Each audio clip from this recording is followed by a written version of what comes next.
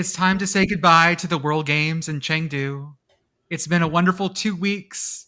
We have seen many things. We have seen beach korfball, we have seen floorball, fistball, competitive speed climbing, all sorts of weird lifting, and we saw an upset. I don't know if you can call it an upset in the flag football category.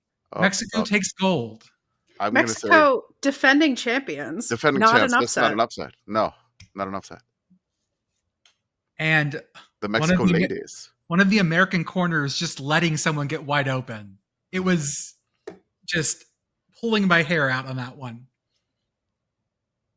I think this whole World Games has been so much fun to watch along with and get and post about it, because we've introduced people to all sorts of things that they never knew they wanted in their lives.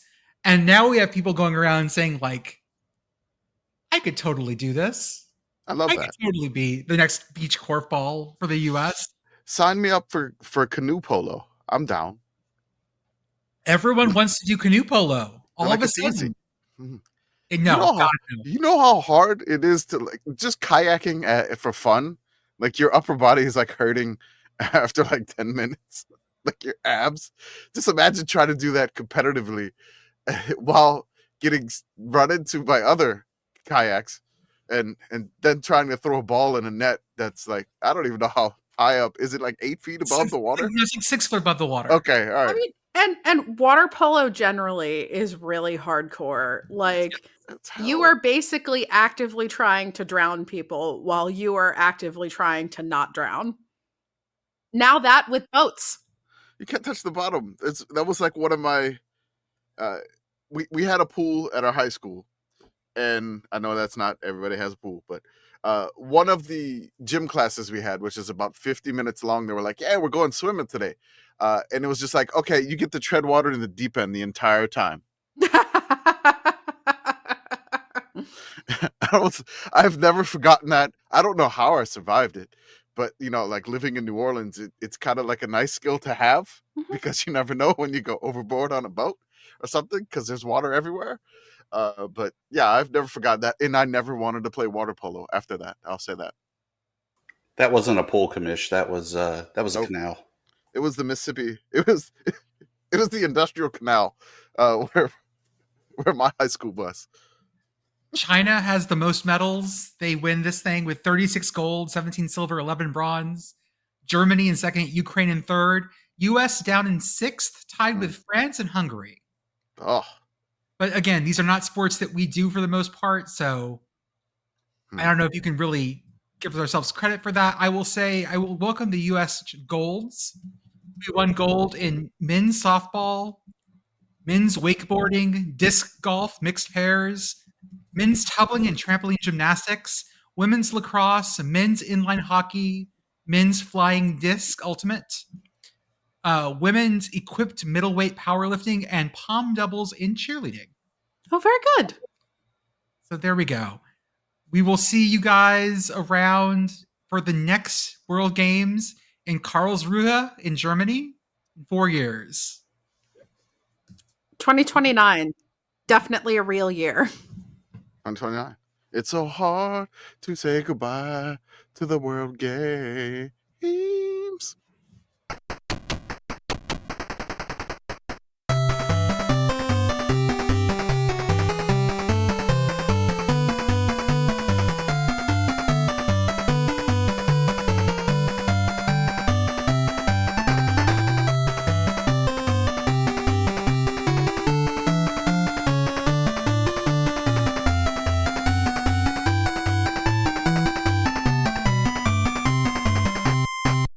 Welcome, everyone, to the SICKO Committee podcast. This is our podcast for the evening of August 17th, 2025. We have made it. We are at week 0. Hooray! We did it, folks. Games on this Saturday. Oh, my God. We will talk about them in a little bit. Oh. As always, I am Jordan. With me tonight, we have Commish, Pitt Girl, Bridget, and special guest Thibs from Warhawk Report. Thibs, how you doing? Fresh off a trip to the motherland of Monroe, so a little tired, a little disappointed there in the staple of Johnny's not living up to expectations.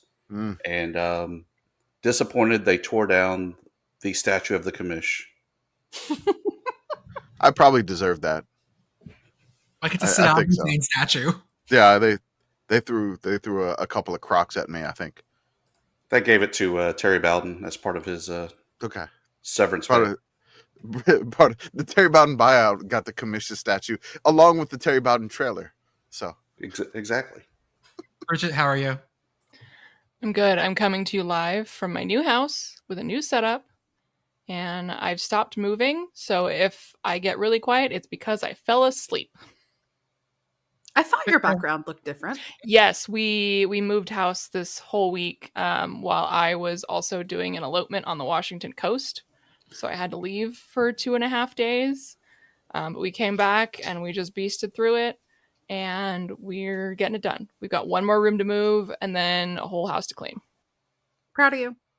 To be clear, when you say doing an elopement, that means like That means I'm photographing the elopement. Yes.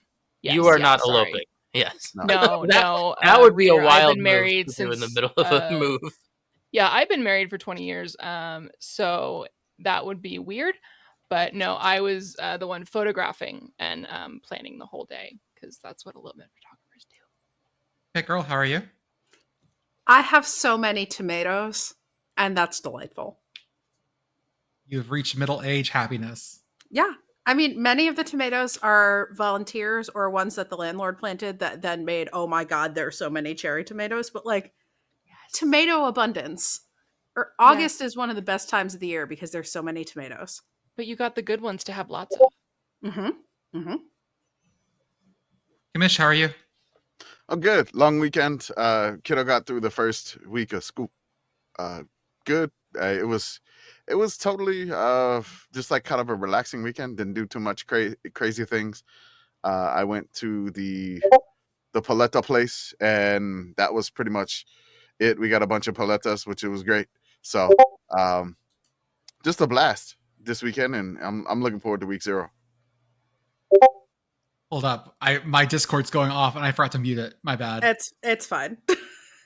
Sorry, Arthur. You get a quick peek behind the curtain. I was just glad that wasn't mine. I know. I was looking around. I was like, is that me? Oh my God. I forgot to mention that Arthur is here on the ones and twos, so producer Arthur. Folks, we got a lot to get through tonight, so let's start real fast. I want to thank someone for our modified theme song that you just heard. Our 8-bit theme song version was done by CalFan. Let me get his name up real fast. It was Noah, right? Noah, yes. Thank you, Noah, for taking our fight song and turning it into 8-bit. We love it. I love it so much. So I haven't listened to it yet as we're recording. I probably won't even listen to it when I'll probably just drop the file in and not listen to it. But I am noticing that the audio file that you've sent me is 1:31 long. So we're going to find out exactly how long this fight song is. I think it's repeated a couple times. Yeah, it's not. I listened to it, and it's not actually 1:31. Yeah, Okay. It's like 30. I think. So yeah, cut it down to the proper time. Well, we'll see. So let's start with that. First off, Commish, do you have an apology for Cal fans? Yeah, I want to apologize to Cal fans. I just want to give a shout out to them for listening to the podcast. Yes. First of all, this was probably our busiest podcast tweet we've ever had. Like normally nobody like really responds or likes the podcast tweet. It's just like it's just there. But they interacted with it a lot. So did they? They indicated that we may have not been accurate on the coach Ron Rivera, Will Cox, athletic director situation, which we apologize for. We don't know the ins and outs of Cal football, so we apologize for that. Apparently, there was an issue between the boosters and the former AD of Cal, which I believe this is what somebody told me. So I'm going to take your word for it, and I'm just going to say it and not verify it because that's how accurate we are here at the SICKO committee. If that's inaccurate, you can yell at the podcast tweet when this comes out on Tuesday again. Also, we know all of you don't use AI for your tweets and posts. The ones that do, we prefer handmade and handcrafted shit posts, which Cal is very well known for that. We didn't mean to lump you in altogether that you do AI posts, which, again, we know people, with the stick figures and the Malort bottles and the cow hats and the laser eye Oskies. We know you folks don't use AI and you use handcrafted shit posts, and we love those. And that's the best part of Cal Twitter. And the Calgorithm. Just I feel like when last year it kind of got overtaken. And so Cal fans, you got to take that Calgorithm back. Get that handcrafted stuff going again. We know not all of you use it, but we would prefer the handcrafted posts here. So, and again, thank you so much for the new theme song. I did send a complimentary sticker to the person that did compose that. Perfect. If you haven't yet, we're not going to talk about the Michigan penalties on the podcast. No. But we've already released an emergency podcast.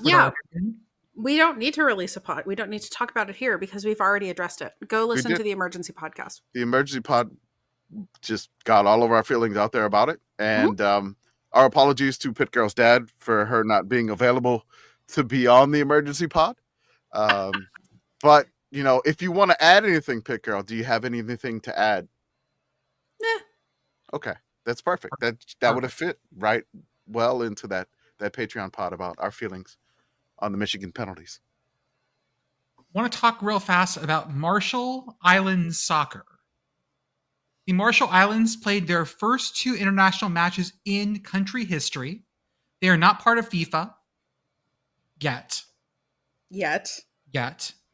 They played in the Outrigger Cup, which was held in Arkansas, playing games against Turks and Caicos and the U.S. Virgin Islands.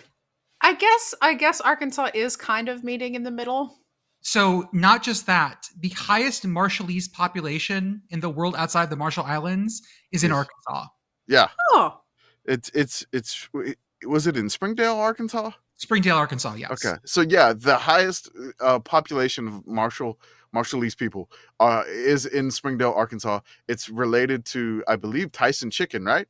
Yes, I believe so. Yeah, because they got jobs at the Tyson Chicken factory there, and so yeah, it's a crazy story, and a fantastic story. Like this team never played an international game before this weekend. Also, they never really even played 11 on 11. No, they most of them did not. Yeah, so an incredible story for them. Like SICKO's soccer worldwide. We had people there in attendance too. Remy and Sky were both there, along with a bunch of other folks. Yeah, it's incredible. And a lot of people who were from Central Arkansas being like, "This is 10 minutes from my house. I had no clue this was happening." They lost both games. They lost to the Virgin Islands 0-4, but they only lost to the Turks and Caicos Islands 2-3. And apparently were very much in that game. So scored their first goal in that second game in country history. Had their biggest, two goals the first time they'd ever scored multiple goals in a game. So good for them. This is a huge step forward for them. They're going to try to join probably Oceania Football Confederation and FIFA. They need to get a stadium built, basically. This leaves Nauru as the last place on Earth who's never played soccer. And Nauru has a lot of other infrastructure issues that might stop this.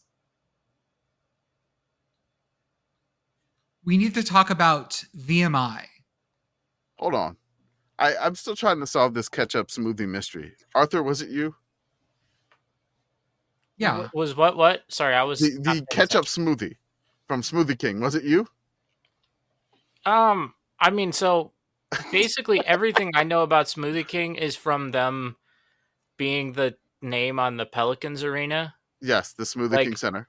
I had never even, I maybe had driven past a Smoothie King, but I'd never noticed a Smoothie King until the Smoothie King, they came out with a ketchup smoothie, but they didn't bring it. It was like select markets. They did not bring it to Pittsburgh. And Okay. people in Pittsburgh got upset about this, right? Pittsburgh is the home of Heinz Ketchup, and it's it's considered to be a big pride point for the city. So Pittsburghers bullied Smoothie King into bringing the ketchup smoothie to the many Smoothie King locations in the Pittsburgh area, which The there's two, right? one, there's two, there's one way up Yeah. north and way down south. So not, You drove to Bridgeville, didn't you? I did not drive to Bridgeville. God, I wouldn't do that with the construction, like the Parkway West construction. Absolutely not. He went north.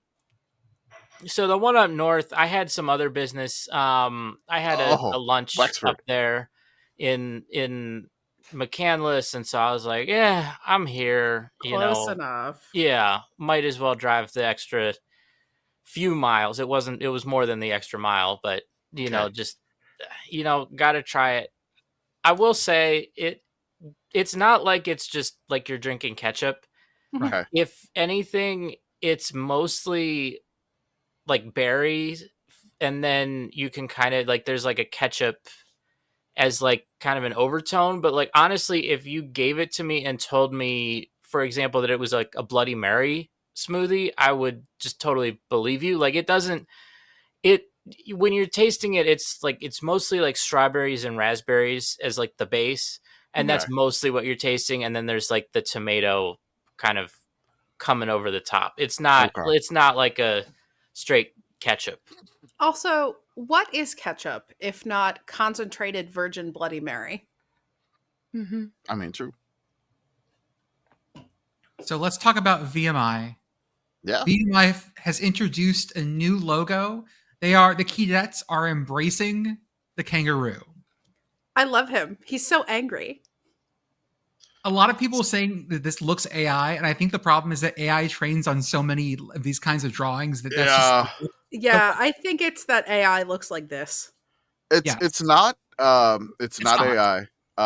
It's AI trains like people like post all these things, and it's just like, okay, this is, you could just animate this, fine, it's fine. But like I got a text from the VMI basketball coach. Yeah, good friend of yours. He texted me, and he was just like, he's like, hey, look, I think it's like Coach Wilson, like texted me because we talked on the Riverwalk and said it's only at the Final Four, and he just texted me. He's like, hey, they got a new logo. Got a new logo, and I'm like, so I got like breaking news about a kangaroo logo for VMI. I love doing this for the committee. I think this is the exact kind of breaking news we should be breaking. This is the news that we should be breaking. This is our level. This is our level. A lot of people were kind of baffled by like, why are they doing the kangaroo now? Because the kangaroo I was like, they've had a kangaroo mascot, live one, since like 1947. And then they've had the costume mascot since the 70s, and it's Mo the kangaroo. And so they're now like embracing the actual kangaroo itself. And so they did the video, like the people that hired to do the video, like explained all the symbols and everything on that and the Keydets logo.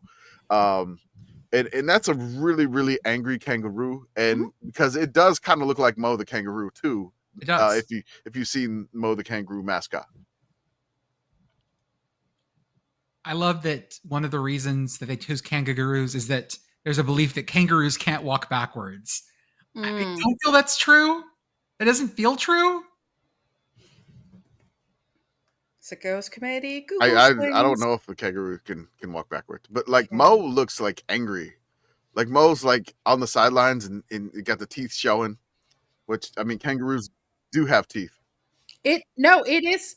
Yeah, is it true? It is true per kangarooislandtoursaustralia.com.au. Wow. Your trusted site for kangaroo information. I mean, Obviously. I trust that more than I trust the Google AI at the top. Yeah, at least it's coming from something, right? It's at least got a .au, so we know they're Australian. But if there's any mascot that I would believe would come up and fight, like fist fight, it's a kangaroo. Yep, and they'll also kick the shit out of you. Oh They'll yeah, like basically hover in the air to kick the shit out of you. Like they will murk you. Mo is not playing, and the Keydet what they go through. And as being a military institute, it makes sense. I love how they chose it. There's like, well, not many schools have kangaroo mascots.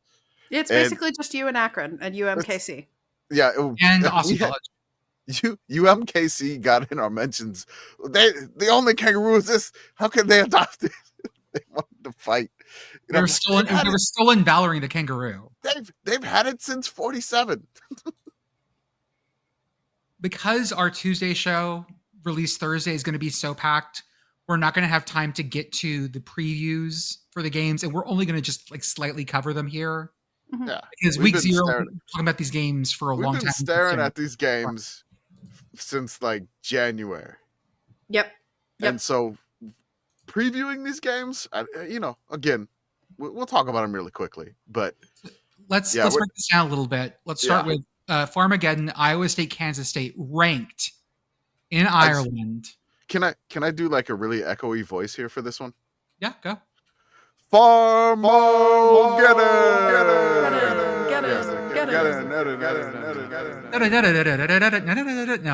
Live from Dublin, Ireland. This is going to be our season opener with both Pop-Tarts. With both Pop-Tarts, with the Irish mascot, What's the name of the Irish mascot again? I don't know. I was going to say Patrick, but that feels racist. Yes. Yeah. Yeah. Do better, Jordan. I don't know. This is anti-Irish discrimination. Is it like Gale? I don't know, because the second name was it Celtic? I was going to go Celtic. I was going to go with Seamus. Celtic the mascot. I felt wrong too. It's Celtic the mascot. Yeah, you're just throwing spaghetti at the wall and just choosing random Irish names. Eventually, you're going to get to mine, and we're going to have words. Yes, Celtic the Brave, inspired by Cuchulainn. And then they're going to have the 2 remaining living Pop-Tarts there.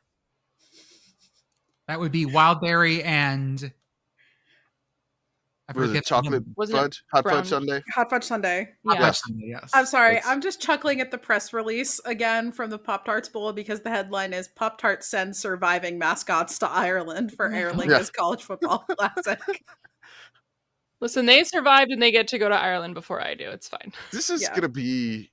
Like, you have Cy the Hawk. You have Willie the Wildcat. There's have 5 mascots here. This is too many Okay, that's the right amount of mascots. That's the right amount of mascots. For, like, the way that people are just going to be wasted and the way that I would love to be there and be wasted with everyone. God. Yes. If you're going, you're living my dream. Yep, that's right. Same. I look forward to hopefully actually living this dream in 2027 and helping some Wisconsin fans drink a pub dry. Me too. Shout out also to the time 2 years ago when the registers just stopped working and they gave away free beer at the stadium. One of our friends on the Discord was there, I believe, and they said they had an amazing time. I bet. I want that for me. I want to shout out friend of the committee, Allison Renner, who's a big Kansas State fan.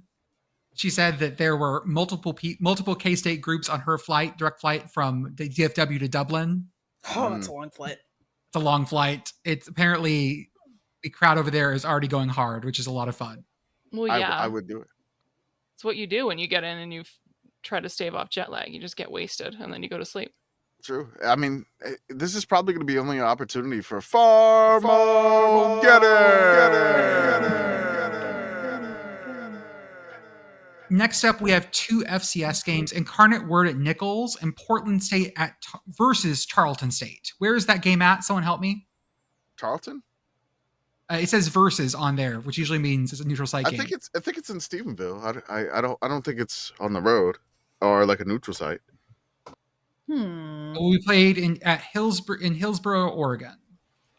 Okay, I mean maybe they're saying it's a neutral site because of how dang far that stadium is from Portland State's campus. I think that might be something. Because Portland State plays their games in Hillsboro. They do not play in Portland. Oh, I'm sorry. Charlton's on the road. Yeah, so it's in Hillsboro. Yeah. It's outside of Portland. Yeah, it's not a neutral site game. The Charlton State press release has it at Portland State. Okay. I'm looking at it. I had it wrong. An interesting one on Fox: Fresno State at Kansas. This is your 5:30 Central game. This breaks in Kansas's new stadium, their first stadium. They're going to be back there after being in Kansas City for a year. Hooray! I know that fans are excited to get back to Lawrence and be done with that basically away game all the time thing. A Conference USA fun one, Sam Houston at Western Kentucky. Big Red opens up week 0 on CBS Sports Network at 6. Da, da, da, da, da, da, da. The Big Sam Houston Red. Bearcats. Reminder that Sam Houston is going to be a road team this year, no matter where they are, because they're playing They're their homeless. games at Houston Dynamo Stadium, I believe, in Houston this year. That's right. I mean, they at least have Houston in the name, right? Yeah. Not that it's anywhere close, but Right. No, I know. But Hour and a half. They got to bring the Sam Houston statue with them to the games. Mm-hmm. A weird FCS non-conference game, Mercer versus UC Davis. Yes. Sure. Why not? Yeah, this is a weird one. This is in the Crampton Bowl in Montgomery, Alabama. Right. This is the FCS Kickoff Classic. This is two teams that were in deep runs in the FCS playoffs. Yes. So I think Mercer was in the quarters, and UC Davis was in the quarters too. That feels Or correct. maybe in the 16. So. I think UC Davis made it to the 16. They lost to South Dakota. Oh yeah. Was that one game?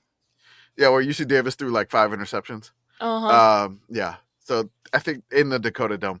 So yeah, Mercer and UC Davis, these are two FCS playoff, and this is kind of like the measuring stick between the SoCon and the Big Sky that they're going to base a lot of the FCS playoff seedings on. So no pressure, Aggies and Bears. Some SoCon news, by the way. Yes. Tennessee Tech will be joining the SoCon next year. So now every conference since 2020, except for the Ivy League, has changed their membership in the last 4-5 years. It's funny because we interviewed the commissioner of the SoCon, and he was like, yeah, we have a really stable league. We haven't had any new teams since like 2012 or 2010 or whatever. And then, like, a week after we were interviewing, hey, here comes Tennessee Tech.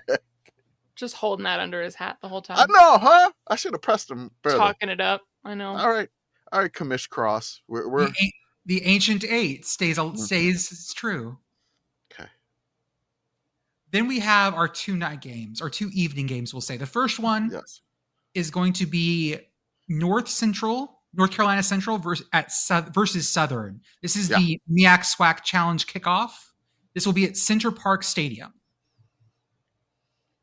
That's the Georgia State Stadium. So like former Turner Field. So that's like a neutral site game. It's kind of it's like an opening weekend celebration bowl because it's SWAC versus MEAC, but it's not in the Georgia Dome like the Celebration Bowl is.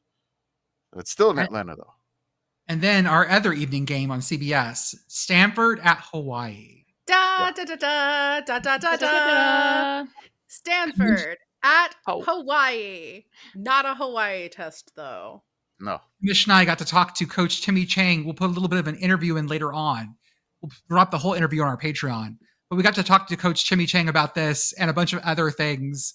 And he was an absolute blast to talk to. He just dropped his kids off at high school, their first day of high school, and then sat in his car and talked with us for an hour. Yeah, it was cool. He's like, yeah, I'm dropping my kids off. And I was like, no, we didn't need video. We're good. It was just like, because we interviewed him at 8 a.m. Hawaii time. Oh my God. It's like, and like, we're like in the afternoon, I'm like, it's 8 a.m. I'm like, okay, that makes sense. Just trying to work it out. This is your open book Hawaii test. It was. I was like, okay. Take home Hawaii test. There you go. I had to email like Derek. I was like, Derek, okay, is this whatever time just to make sure? Derek is the director of media relations of Hawaii. So I had to email Derek. I was like, Derek, do I have the time zone correct? I feel like he gets a lot of those. I just wanted to make sure. It's a double check. So it's conscious. I'm just disappointed though, Jordan. As much as you're into bands, that you didn't make a bigger deal about the Human Jukebox of Southern making their debut as well. This is going to be an absolute blast. We need to put some respect on the Human Jukebox. Hopefully ABC is broadcasting the bands and mics them correctly for once. I assume they're going to do the halftime on ESPN Plus like they usually do. I hope so. The Please. human jukebox, just fond memories for me watching them march. Also in Mardi Gras have to parade. give credit to the NCCU sound machine marching band. I always get that one mixed up there too. That's NC Central's band. So it's not the Miami Sound Machine. It's No. an NC, North Carolina Central Sound Legally Machine. distinct. Okay, that's different. The rhythm will still get you there too. And then we got one more game. It's Idaho State at UNLV. This is going to be on the Mountain West Network. Which And the is, if Mountain you have West the app, Sounds I already have that. legit. It is. This is better than this Team normally One would have Sports. been. Team One Sports. So this is way better. Yes. It's on the Mountain West app. Idaho State traveling down to Raiders Stadium, whatever that state. What's that stadium actually called? Allegiance. Allegiant. Yeah. After the airline. The giant Roomba. The giant Roomba. That's what it is. Next to And the no- Luxor. Those are your week 0 games. And thank you once again to the load-bearing pillar of the college football internet, that is lsufootball.net, Yes. where we Mhm. pull the schedule from. Someone suggested we do an interview with the guy from LSUfootball.net. I would I- love to talk to him. I would love to Please. talk with them. Yeah. I don't know how we would contact LSUfootball.net, if you're listening, come on the podcast. come on the podcast. As Jordan mentioned previously, we did an interview with head coach Timmy Chang. It is about like a 45-minute interview. Hour. Yeah, I mean like 45, 50 minutes. And it was a great chat. We talked about everything. A couple clips that we're going to have here. We talked about their Australian rules football punter, who's also a barber, and came up with something called the barber depth chart, because apparently they have a lot of people that cut hair on the Hawaii football team. And then on top of that, we talked about how them having to replace their longtime QB and Braden Shager in all the Shager bombs, and they're replacing them with a quarterback who is left-handed, which is, we asked a couple of questions about offensive mindset if you got a left-handed QB. You have I think the most intriguing player on your roster this upcoming season, at least for me, is Billy Gowers, who I'm really excited to see. A former pro Aussie rules player, played in the AFL, 29 years old, going from Australia to Hawaii to be a punter. He's looked really good in training camp, especially because he's a former barber, so he's making everyone else look good too. So what was that recruiting process like when getting Billy over to Hawaii to start a whole new sport? He's also a former kabaddi player. So like another whole new complete pivot, new sport for him, and going to Hawaii of all places. I really loved how you did that right there. He looked good in training camp, and he's a barber, and he makes everybody else look good. I really liked how you did that right there. That was good. That was really good. So, I'd be honest with you, it was tough getting Billy in. It was, their international shoots are a little bit different, but the guy has been nothing but great. I mean, he wants to play. He wants to play football. He's making the transition. He's talented, on and off the field, but also too, like he kind of just, like, the day he got in, he kind of just fit in with the boys. Like he's always been here. He's been here as long as I've been here, and so he has a maturity about him, but he really understands just people and how to connect and how to relate. That's kind of been the most impressive thing about him. I seen one of our special teams coach. The 3 babies are running around, and I see the wife, and she's holding her 4th baby, and I said, hey, and she goes, yeah, Billy's cutting the boys' hair for Billy's cutting my boys' hair for school for start school. We're starting school tomorrow, and I'm like, wow, that's pretty damn cool, And Billy's been here, like 2 weeks, and so it's like, he's a great guy. Can we He's get a the great roster guy. updated? And, like your roster page, it like lists him like punter / barber. Barber depth You're chart. gonna have to talk to Derek. Okay, I'm gonna email Derek. I'm like, Derek, let's update. Well, here's the thing about barbers. Every team needs them. right? Every team needs them, but if you already have barbers on your team, right? And then you got a guy that comes in like Billy that barbers, cuts hair, and he's good. Like I don't know what the barber market came. It's just like, yeah, I'm a local barber, and Supercuts, ends up on the block on my same block across the streets. Like, okay, what do I do now? I got some competitive barbers now inside that they'll come in and take my money. And so, I wonder how that dynamic works out. So the barber depth chart is real then. Okay, we're gonna have to get Derek to list all the barbers now. 100%. And I'm thinking about a couple guys right now that cut hair. Okay. And yeah, I'm actually gonna go ask about it. This may start a rift in the team. We may not need to do this. Coach, how do you replace a guy like Braden Shager? Like, he was one of our favorite quarterbacks to watch last year. Yeah, absolutely electric kid. The Shager bomb. We love that. We love the call on the radio, on the TV, the Shager bomb. We love that so much. I think he follows the committee too. But we're huge fans of Shager bombs.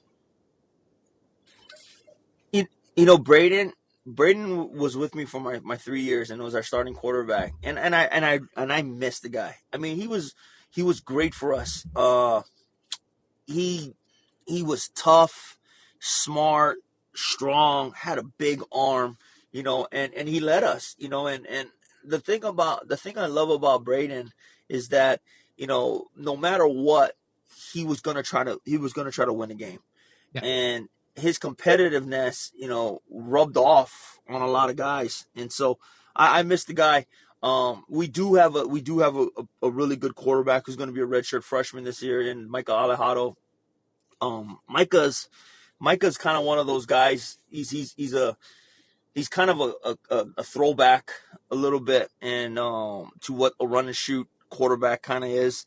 And so he does a lot of great things, his intangibles and what he understands and all these things. I mean, he's pretty dialed in and locked in. I'm really excited about Micah. And I was glad I got to work with Braden for 3 years. So with Micah being left-handed, does that change play calling for you? In some aspects it does. Your right tackle becomes that much more important.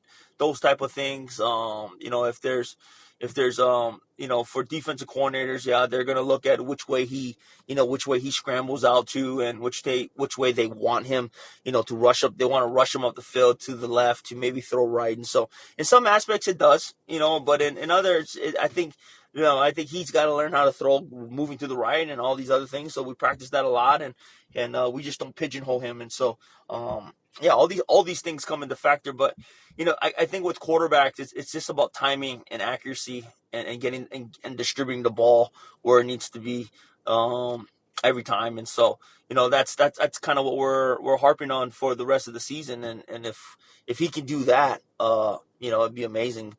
But he's a really cerebral guy, and so sometimes we get into practice like this last practice, like he tries to make throws that he's trying to get the timing down and things, and he's changing. There's things that are open, but he'll try to make something happen just because he wants to see if he can do it or figure it out. And so I love that about him, that he's always thinking about the game. So let's dive straight in to our Super SICKO Spinning Selection Season Preview Forecast, the 5 SPF. We're covering tonight the Mountain West and the Sun Belt. Oh, yeah. Two of our favorite conferences. Yes. Hashtag Fun Belt. Yeah. The Mountain West, only in its last year in this current state, before we have the big separation, divorce, whatever you want to call it. The Pac-12, Mountain West. The conscious uncoupling. Trial separation. Not even a trial. I don't know. I like conscious uncoupling here. It feels very West Coast. Okay, cool. You should listen to our complete interview with Timmy Chang, because Timmy Chang had some opinions about this. He did. He went on the record, and we didn't even prompt it. He said it. Commish, what happened to the Mountain West last year? All right. Boise State 7-0, 12-2 overall. They are going to the Pac-2. UNLV 6-1 in conference, 11-3 overall. Colorado State 6-1 in conference, 8-5 overall. They are going to the Pac-12. Fresno State 4-3 in conference, 6-7 overall. They are going to the Pac-12. San Jose State 3-4 in conference. And 7-6 overall. They are staying in the Mountain West. Air Force 3-4 in conference, 5-7 in conference. They are staying in the Mountain West. Hawaii 3-4 in conference, 5-7 overall. They are staying in the Mountain West. New Mexico 3-4 in conference, 5-7 overall. They lost their coach, their AD, everything, but they are staying in the Mountain West. Utah State 3-4 in conference, 4-8 overall. They are going to the Pac-12. San Diego State 2-5 in conference, 3-9 overall. They're going to the Pac-12. Wyoming 2-5 in conference, 3-9 overall. They are staying in the Mountain West. Nevada 0-7 in conference, 3-10 overall. They are staying in the Mountain West. I hope I got that correct. Are there really 5 teams that went 3-4 in conference? Yes. That would be San Jose State, Air Force, Hawaii, New Mexico, and Utah State. Wow. That conference ate each other last year. It did. It can be a bit of a crap bucket sometimes, which is fun. So first up, we do have Hawaii. And our first question is, how many times have they changed their mascot nickname in their existence? Now, remember, originally they were used to be called the Hawaii Fighting Deans. Hawaii mascot search. I know they dropped the Rainbow Warriors for a while. Yes. But I believe, according to this, they went as the Rainbows for a while. Yeah, so they were the Fighting Deans. Then I believe just the Rainbows. And then the Rainbow Warriors. Oh, this is nice. So Hawaii athletics began more than a century ago, with the first football team being fielded in 1909. Through 1923, UH teams were called the Deans. In the final game of the 1923 season, the football team upset Oregon State with a rainbow appearing over the stadium during the game. Sports writers began referring to UH teams as the Rainbows, and a tradition was born that Hawaii could not lose if a rainbow appeared. The rainbow officially became part of the school's athletic logo in 1982 and remained until 2000, and of course now it's back. So, at least back sometimes. That's cool. Yeah. They won a game and the Rainbow showed up. They're like, okay, we're going to call them the Rainbows. Literally a sign from God. That's how you have to do it. Everyone wants to be like Auburn with the Eagle. Mm-hmm. The Eagle showed up. Yep. I mean, yeah, historically, like back in now, if you want to have a nickname for a team, there's focus groups, there's trademark, there's all sorts of things. Back in the day, it could literally be like one sports writer just referred to you that way and it stuck. I want that power. I'm convinced that for I some want that power. NAIA or D3 team, we could do this. We could probably do this, yeah. If we got a new team, right? I want that power. They ran over them like a bunch of fighting anteaters. I mean, you know. We got to be a little more creative though, because they're UC Irvine is the anti-heroes. They're already Yeah. Yeah, I mean, see nowadays you're getting into trademarks and all sorts of things. Mm-hmm. That's right. So like there are still teams just called the Aggies, right? Obviously Texas A&M most notably. There are others. There are a lot of teams that have Aggies in their history, just because any ag school, a sports writer would just, what do I call them? They're the ag school. They're the Aggies, and it stuck for a lot of teams, and some changed, some kept it. But I mean, that's just how things used to work. Mm-hmm. I would like to note for the record before we move on that per Wikipedia, the women's beach volleyball team, while still officially the Rainbow Wahine, generally uses, quote, sand bows or beach bows, which is delightful. That rules. That's awesome. Next up is San Jose State. And we go over the history of their full university name. I bet you that one's good. Oh, that's got to be. Because they've been around forever. University. Oh my God. This is like 7. Incredible. So it was in 1857 when the school was founded. It was men's evening normal school. So they had night school in 1857, apparently. Okay, cool. Wow. Then 1862, they changed it to the California State Normal School. 1921, it was San Jose State Teachers College. Then 1935, San Jose State College. Then 1972, changed it to California State University San Jose. And then 1974, it became San Jose State University. I will say that because they were a normal school, their mascot history is very similar. They went as the Daniels, the teachers, the pedagogues, the normals, and the normalites. Man, I really wish one of the like educational schools would go back to being the normals. Or the pedagogues. The That's pedagogues. That's Yeah. a great mascot name, the Fightin' Pedagogues. I mean, we have a school in Normal, Illinois, in Illinois State, that used to be a teacher. Go back to the normal. I think they used to be the normalites I too. know. Yes. They all used to be the normal. The same thing Arthur said about the Aggies was that they would just be like, what do I call this school that's a normal school? Well, they're the Fightin' Normals. Was it Western? It was Eastern Michigan? Western Michigan Central? One of those used to be a normal school. Eastern. Eastern, yeah. Okay. Our favorite Eastern. Next up is Utah State. And our question is, what Pokemon is this mascot's doppelganger? Well, this is easy. This is Tauros. Oh, yeah, we've talked about this. I forget why. Worth noting that shiny Miltank is blue. Oh, yes. This actually might be Miltank. Yes, because we specifically talked about this, and I remember being like, shiny Miltank is blue. I gotta look up shiny Miltank. Yeah, Miltank. Tauros or Miltank. What color is shiny Tauros? Green. It's one of those Gen 1 shinies where most of the shinies kind of suck because it was like randomly generated. This show just changed languages on me.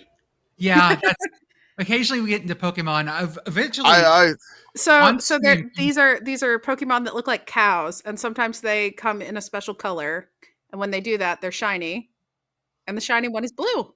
Yeah, those are Pokemon with nipples. My 8-year-old just got into Pokemon, and I'm like, he's like, I need good cards because I'm losing to my friends at school, and I'm like, I have no idea how to help you. I don't know anything about Pokemon that haven't made it into Super Smash Brothers. I mean, that's a good way to like have a basic idea. Yeah. I almost got promoted due to Pokemon Go that my boss was playing it and almost walked out in front of a bus. So there's that. Oh my god. Which I still don't know to this day. Was I the hero for saving him, or was that a missed opportunity? Were you on the clock at the time? Oh hell yeah, we were walking to lunch. Oh, so I could see if he had gotten hit by the bus, that would have been workman's comp. Yeah, I don't care about that. I still care about me though. What would happen to me? Right. I did almost hit my boss once coming back from lunch, so there's that. Yeah, Utah State's mascot is a big blue bull with a nose ring. Yeah, you don't want to. Mm-hmm. Definitely don't want to go to Pokemon Go to the grave. Oh my god! Well, there's the episode title. Oh no! Yep. Mark Oh it. no! Knock that out. Oh! 43 minutes in. Thank you, Dusty. Next up, New Mexico. What are their official school colors? Oh man, they have a turquoise that they need to use more. I was gonna say, out of all the schools that have a turquoise, they probably have one of the best ones. I really hope it's actually in there. It's in there. Wait, they put this behind a wall? No way. You should make your brand guidelines public, New Mexico. I have the color palette. Here we go. Okay. All right, so they have a cherry. Then they have a turquoise. They have a silver, and they have a Lobo gray. They also have secondary colors, which are amazing. High Noon, Sandia Sunset, Terra, Mesa, Green Chili, Sure. and Deep Dusk. Amazing colors. I need some more of these, like New Mexico.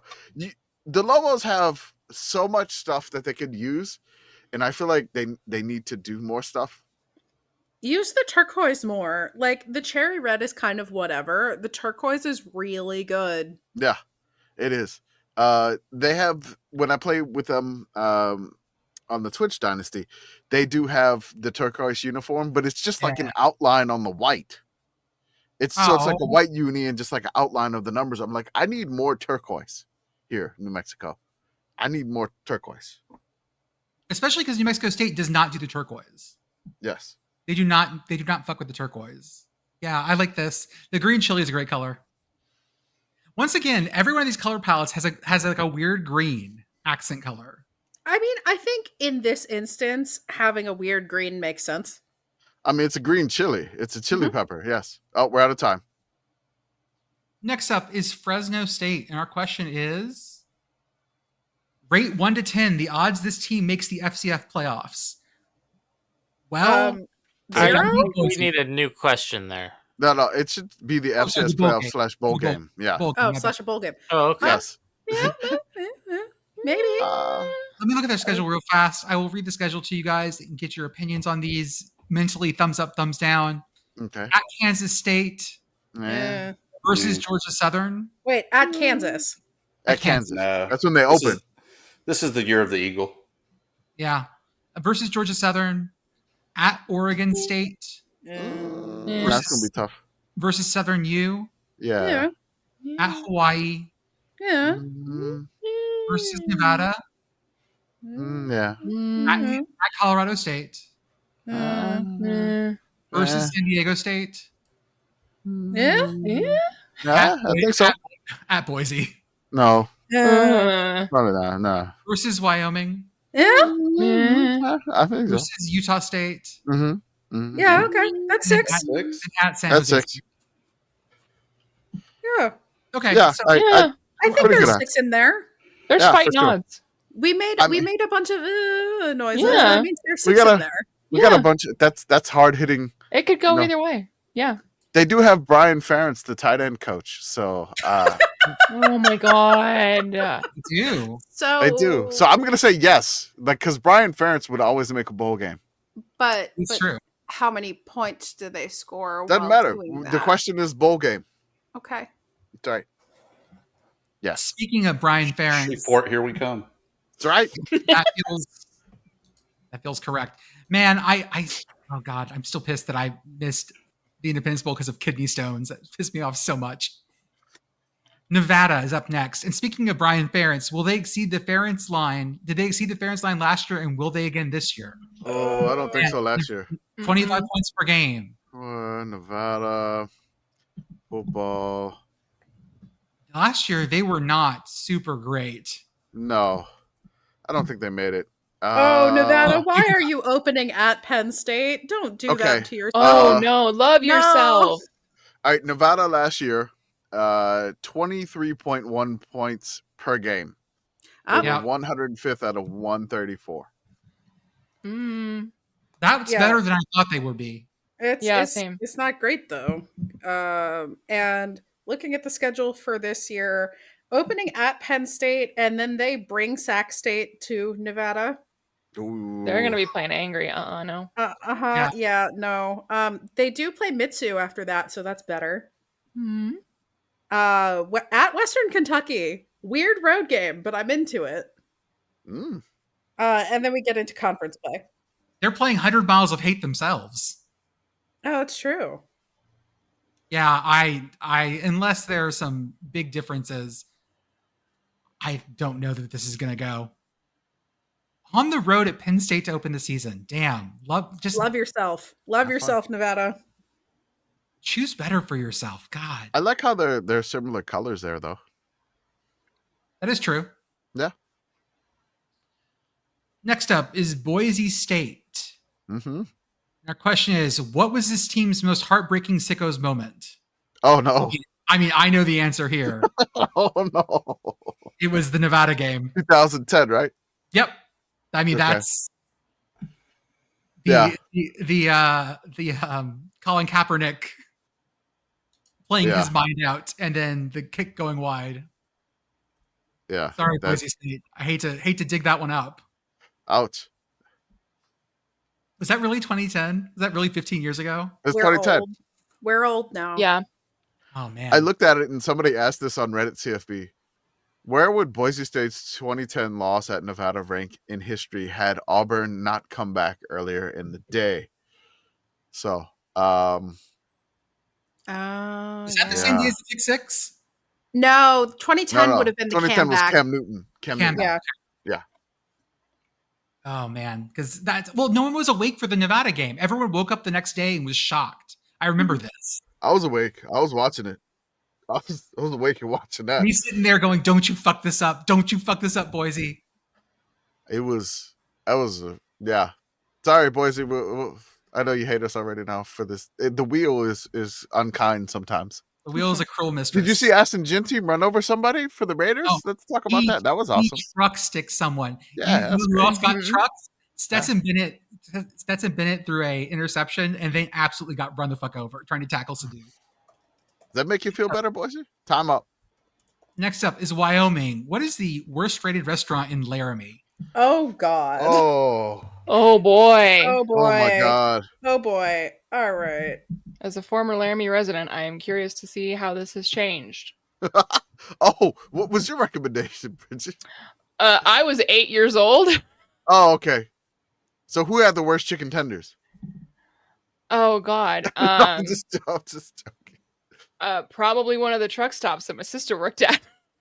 Oh my God. There's something called Actually, Mully's. their food was not that bad. Like There's for something being called truck stop Mully's food, it was Meats, pretty good. and I was like, There is a that's 2-star Little Caesars. Oh, Yeah. that's wow. That feels like that tracks. No, And that's just a Little Caesars, Jordan. And a 1-star Subway. Jesus Christ. 1 star. People need to adjust their Subway. expectations about the Little Caesars. Like you got to know what you're getting going in. a 1-star Subway. You wanted a hot and ready. The It sandwich was hot may and it not was be ready. good. Didn't say it was good. I mean, Nope. I feel like 2-star Little Caesars means that it's cold and maybe not ready. Right. Cold, and Yeah. you had to wait for it. Yeah. Yeah. A 1.5-star Sonic? How So the wait, fuck- there's a That 1-star checks out. Subway. Yeah. A 1-star Subway. Sandwich Oh, not God. good, but throws well. One star. I feel like 1-star Subway exclusively has the like sketchy Subway seafood salad, which is extra Yep. sketchy in Wyoming. The seafood sensation The salad seafood in Laramie, sensation. Wyoming. In Wyoming. No. In Wyoming. At altitude. it Listen, hits I'm not different. gonna. Yeah, the altitude really messes with the Oh. everything. I can tell you that. Gross. Here's the most confusing review. It's just wings, 2.9, but it's a picture of a Chili's, and the first description is, it's good drunk food. Wait, is that a ghost kitchen out of a Chili's? That's got to be a ghost kitchen. Yeah, probably so, but that's still just the best That's description. very funny to me. Listen, like that's what I feel like is adjusting your expectations. You're like, I knew what I was getting going in. I wanted drunk food, and I got drunk food. That's right. Doesn't have to be good. This is why we went to Taco Bell at 2 a.m. I'm seeing a 2.4-star gas station chicken place called Chester's Chicken. Okay. Oh, Chester's is a chain and it's not Yeah, very no, good. it's not. No, they have them in like Washington as well. I seen them driving. There around was here. I one didn't in the try it. grocery store that I grew up going to in southern Lancaster County. There's a restaurant that has a name that amuses me, but it has 4.4 stars called Mizu Sushi, Ooh. Okay. which Mizu as in water. I mean, I would assume MIZU. so. I'm seeing it just with like Mhm. American characters, so yes. Like, There's no kanji, so I can't Mizu? really. Okay. Yeah. Next up, San Diego State. What is the closest non-Division 1 school to them? Oh, they got have a UCS bunch. UCSD is now Division 1, correct? Well, yeah, they're in the Pioneer League, which we'll be doing that on the next podcast preview. In San Diego. There's got to be like some. No, I'm talking San Diego. I'm talking UCSD. Yeah, no, I am Googling list of San Diego universities and colleges. It's Oh my God, USD. there's It's so many. UCSD.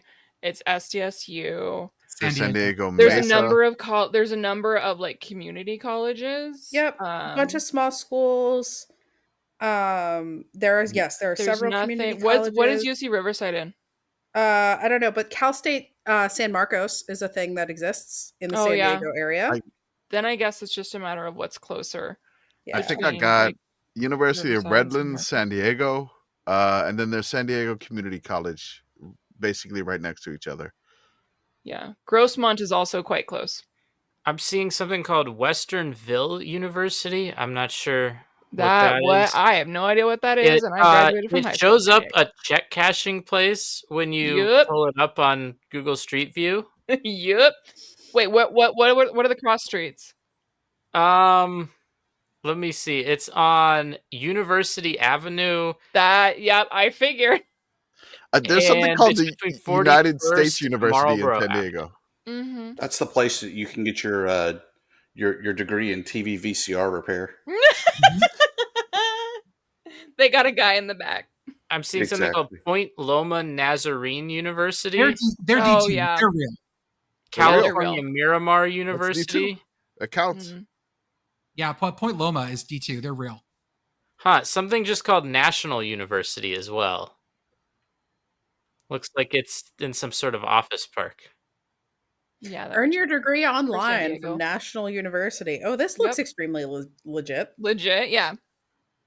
Next up is Air Force. And a weird question for them. What is the best rated pizza place near or on or near campus for Air Force? Oh my god. Well, it's Colorado Springs, so that's not too bad. Yeah, but on campus is I don't think There are things close to campus at Navy. Air Force is like on the other side of the interstate.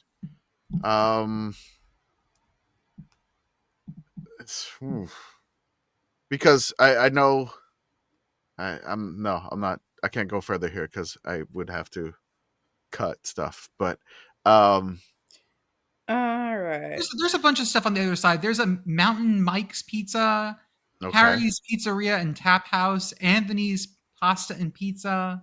There's a Mod Pizza. Oof. Yeah. Yep. Trying to see what Pizza. else. Mountain Mike seems to be relatively well reviewed. Okay.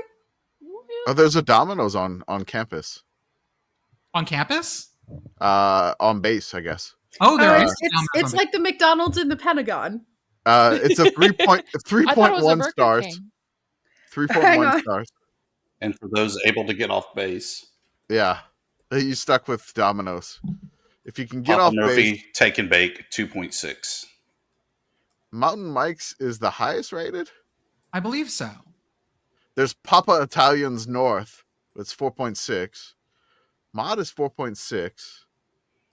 There's something called Walter's 303 Pizzeria and Public House / Flying Horse.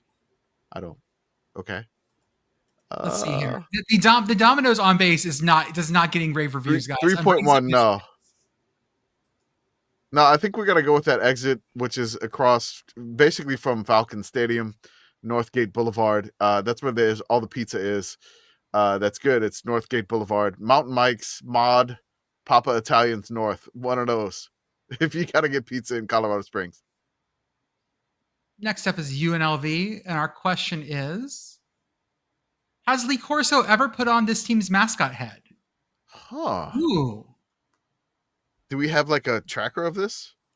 Somebody on the internet has to be tracking this. Corso Right. put on UNLV mascot Corso's head. headgear record. Oh, there's so many pages of that. Oh my god. Show all entries. Here we go. Okay. I'm not finding UNLV. Okay. That's no then. Okay. See, someone on this is kids. This is what the internet used to be like. People would Yeah. just post giant list of shit that you could like find. God, this is so much. The internet was so much better when it was just a bunch of random websites. This dude has a picture. This website has a picture of every headgear pick ever. God, the internet used to be better. I'm gonna shout this website out. This is GameDayCole.com. COLE. Cole's Game Day blog. Time is up. Thank you, Cole. And last up is Colorado State. And our question is: how many feet is this above sea level is this stadium? Oh, it's pretty up there, right? This ought to be good. It's not as much as Laramie. No, like Laramie is the champion. Yeah. Walk-up Skydome is really close to that in Division 1. Colorado State Stadium, Canvas Stadium, elevation 5,003 feet. So it's almost mile high. That's Not quite though. No, that's all right. It's almost Mile High, and where the Broncos play is Mile High Stadium. Mhm. Close enough. I'm gonna see the highest altitude stadium. Like in college football or just period? Because College there's the football. one in Because period, it's going to be a lot of South America. It's No, no, gonna no, be like Mexico. No, in Bolivia. in the U.S. in Yeah. FCS, it's Wyoming, Northern Arizona, Air Force, Southern Utah, Colorado State in that order. Okay. Yep. Okay. Montana State's number 8. We're number 8. We're Texas Tech is number 20. Texas Whoa. Tech's at the same altitude as Montana. Huh. What? I Wait, forget like Texas State's- 3,000 feet. Yeah, 3,200 feet. Wow. UTEP's at 3,900. Yeah, Huh. the Sun Bowl is like when I drove to New Mexico State. New Mexico State, I don't think their stadium is that high, but It is. It's higher. oh, it's higher than UTEP. Yeah. Wow, I didn't even know. I was gonna say I Hmm. picture that part of Texas and New Mexico as being flat, but I guess it's just a very, very slight incline. No, No, And then there's- eventually you're up there- high. no, there's a very big there is a big jump going West Texas. Like all of a sudden Okay. the altitude jumps. yeah, you get past like something called Van Horn, and then you just start going up, but like slowly but surely going up. It's not like a Okay. big rise. That's how it gets you. That's it. They surprised me, and also it's mountain time, and that really surprised the shit out of me too. Let's do our ad break right here. Subscribe to our Beehive. We have so many conference previews left. Commish is cranking through them. He has gone through them and continues to do so. I don't know if I'm gonna make it, but I'm gonna try. It's okay. I'll help you. I'll tag in tomorrow. Yeah, My I got kids are at I got camp. I I got got the you.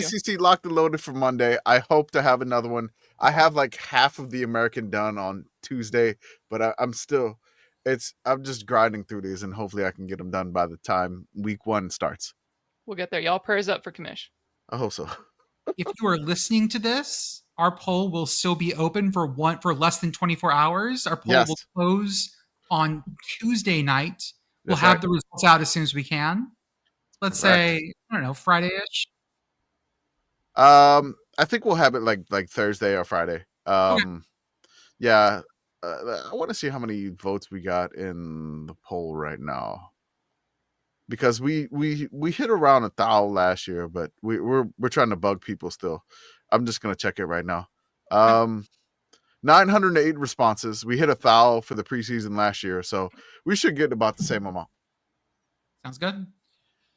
Join our Patreon. We've had lots of people join our Patreon lately. $5 a month gets you access to our Discord, plus access to some special things behind the paywall, some special podcasts. You get access to us, The research basically. stuff. The research. Yeah, Pitt Girl did an awesome map that we did. We mapped all the geographic centers, which I completed all the graphics for all of those, every single conference. And then Pitt Girl plotted every single geographic center of every single roster in FBS. And we had to make the map really, really, really big to get Hawaii in there. Yep. Yeah.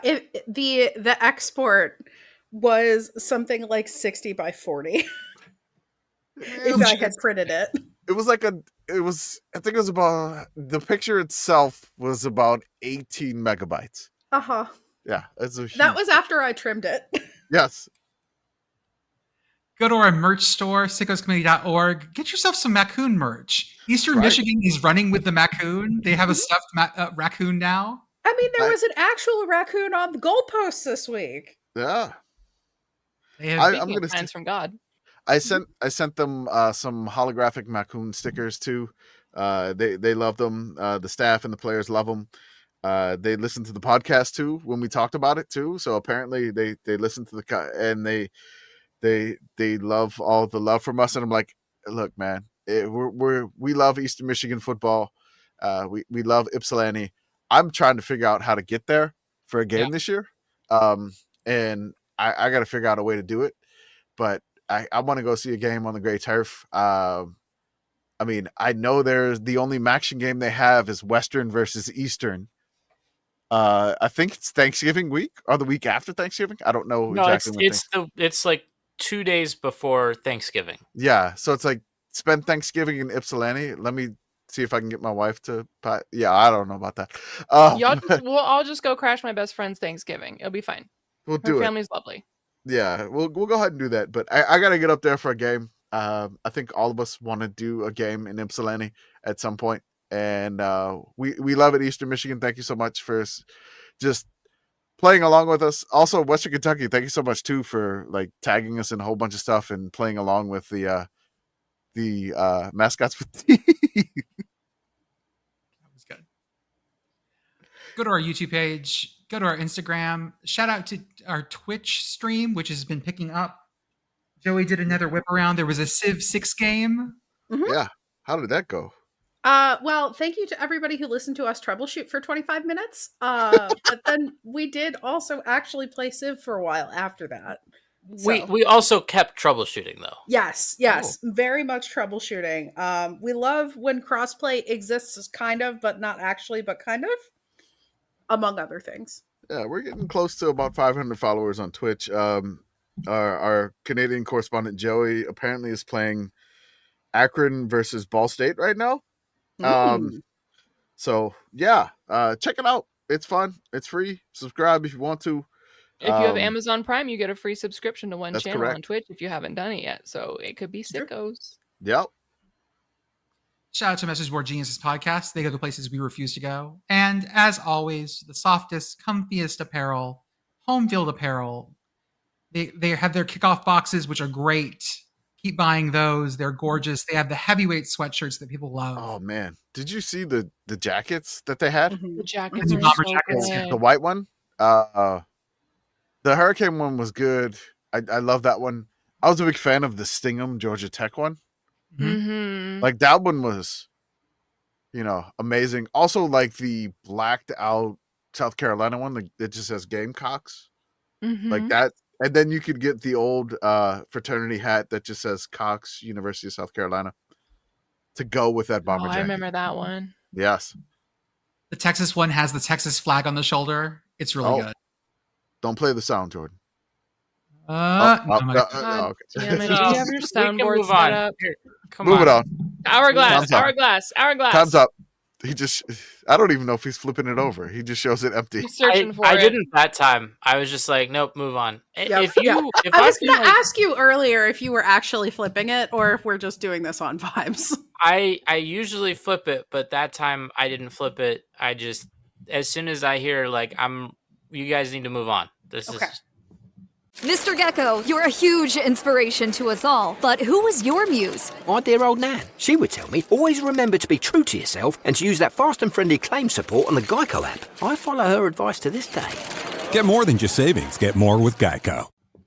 Okay, so we're moving on to the Sun Belt. Thibs, give us your idea of what the Sun Belt should look like this year going into it before we go into the teams. It feels like overall it's James Madison or bust to win the league, but I feel like that's also kind of the lazy man's pick. Then on the West, it's kind of wide open after you go past the Ragin Cajuns. I mean, Louisiana Lafayette has a lot of good guys that are coming back. They added a lot of guys to the portal. Commish, I still feel that our Warhawks are somewhere between 5-7 and 7-5. Yeah, But it's gonna be a borderline here, and just get over the hump. I want to go to Mobile, baby. Take me to Mobile.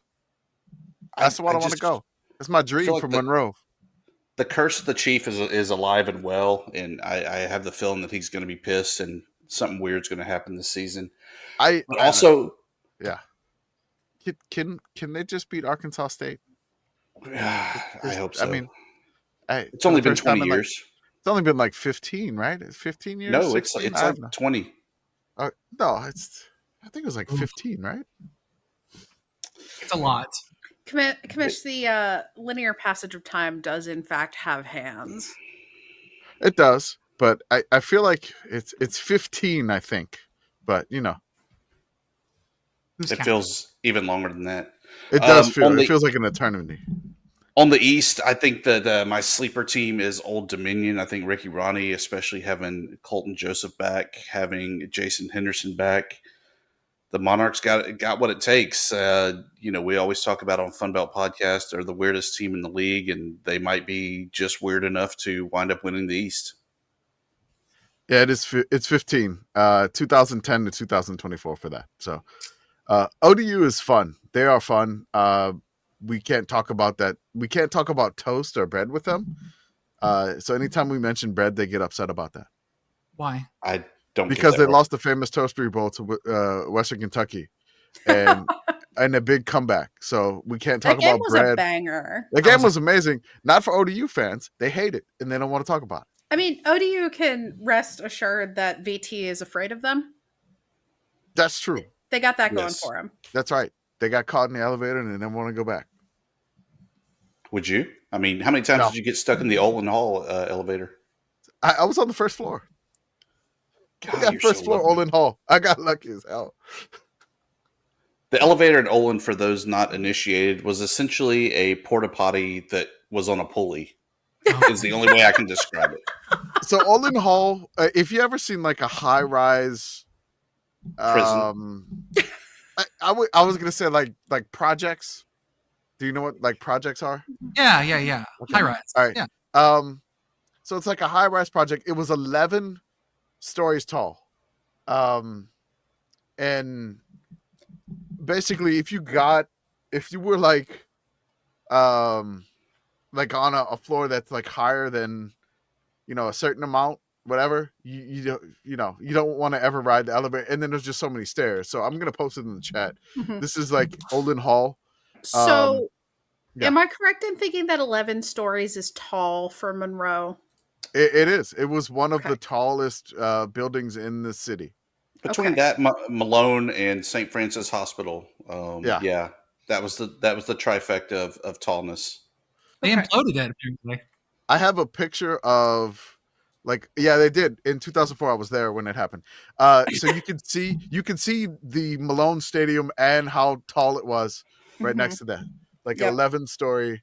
And I was on the first floor. I was incredibly I don't even know how I got the first floor, but my parents were like, we're doing the early registration, and so that's probably why I got the first floor in my freshman year. It is kind of giving former Soviet. It big time. Yeah. And it was right on the bayou, which is pretty cool, but you didn't have a view of the bayou because it was the opposite. Like you were looking at parking lots. If it turned the other way, you could see the bayou, but it was not turned that way. Our first team up is South Alabama, and our question is... Wait, hold on. I got to read the end go of ahead. the year. Yeah. Tell us how it is. It is the Sun Belt, the only conference with divisions remaining in the Sun Belt. East, Marshall 7-1 in conference, 10-3 overall. They won the Sun Belt last year, and then they fired their coach. Or their coach left. They didn't renew it. He went to Southern Miss. Georgia Southern 6-2 in conference, 8-5 overall. James Madison 4-4 in conference. They did lose to Monroe, and last year that happened. 9-4 overall. Old Dominion 4-4 in conference, 5-7 overall. Coastal Carolina 3-5 in conference, 6-7 overall. App State 3-5 in conference, 5-6 overall. Georgia State 1-7 in conference, 3-9 overall. In the Sun Belt West, the Cajuns 7-1 in conference, 10-4 overall. Arkansas State 5-3 in conference, 8-5 overall. Texas State 5-3 in conference, 8-5 overall. South Alabama 5-3 in conference, 7-6 overall. ULM started 5-1, and then the season ended. I don't know what happened.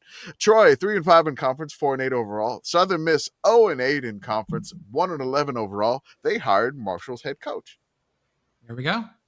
First up is Southern Alabama. Jesus Christ, South Alabama, and we rate this school's fight song as if it were an alarm we had to wake up to for the rest of our lives. Let's pump this fight song and see how it is. I've never heard this one. Yeah, roll the clip, please. Roll the beautiful South Alabama bean footage, I guess.